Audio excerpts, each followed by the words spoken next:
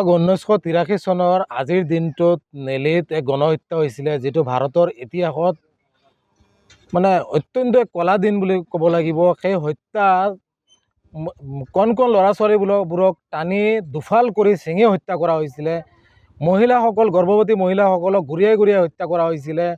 আবাল বৃদ্ধ বৃদ্ধাসকলক কাটি টুকুৰা টুকুৰ কৰি হত্যা কৰা হৈছিলে। এক ভয়ানক এক পৰিৱেশ। চৰকাৰী হিচাপ মতে যিটো সংখ্যা আছিলে তাতকৈ প্ৰায় ৩-৪ গুণ বেছি, প্ৰায় 5,000 পৰা 10,000 লোকক হত্যা কৰা হৈছিলে 6 ঘণ্টাৰ ভিতৰত। সেই নেলি এলেকাত তেজেৰে ৰাঙলী হৈ পৰিছিলে।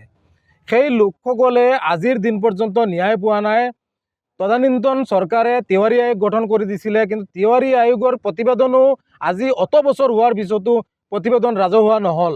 অৰ্থাৎ এটা কথা প্ৰমাণ হয় যে তিৱাৰী আয়োগৰ প্ৰতিবেদন ৰাজহুৱা হোৱাৰ লগে লগে বহু দুষ্কৃতিকাৰীৰ নাম পোহৰলৈ আহিব, যাৰ বাবে তিৱাৰী আয়োগৰ প্ৰতিবেদন ৰাজহুৱা হোৱা নাই আৰু নিৰীহ লোকসকল আজিৰ দিন পৰ্যন্ত ন্যায়ৰ পৰা বঞ্চিত হৈছে।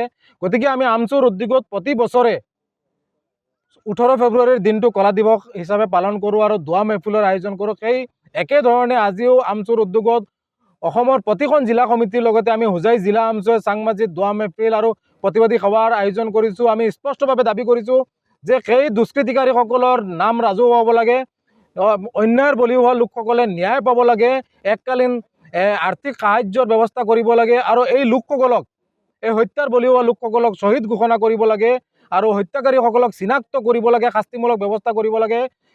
এই দাবীৰে আমি প্ৰতিবাদী সভা আয়োজন কৰিছোঁ আৰু আমাৰ দাবীসমূহ যদি নামানে আগন্তুক দিনত ইয়াতকৈ ভয়ানকভাৱে প্ৰতিবাদী কাৰ্যসূচী আমি কৰি যাম, কলা দিৱস পালন কৰি যাম। গতিকে স্পষ্টভাৱে দাবী জনাইছোঁ যে এই দুষ্কৃতিকাৰীক চিনাক্ত কৰিব লাগে, নিৰীহ লোকসকল, হত্যাৰ বলি হোৱা লোকসকলে ন্যায় পাব লাগে।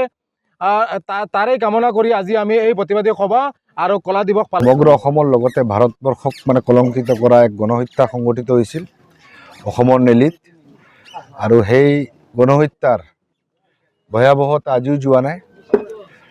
আজি সদৌ অসম সংখ্যালঘু ছাত্ৰ ইউনিয়ন আমচুৱে সমগ্ৰ অসমৰ লগতে হোজাই জিলা সমিতিয়ে নেলি গণহত্যাৰ বলি হোৱা নিহতসকলৰ আত্মাৰ সদ্গতিৰ বাবে আমি দোৱা প্ৰাৰ্থনা কৰোঁ, আহতসকলৰো আৰোগ্য কামনা কৰোঁ।